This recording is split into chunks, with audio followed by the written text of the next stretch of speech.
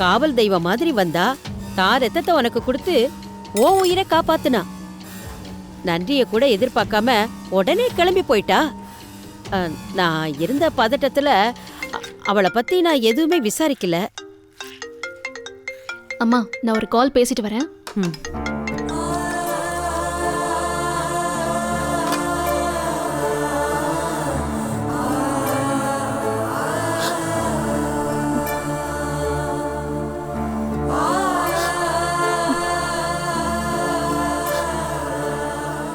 அஞ்சலி, ஏமா அழற?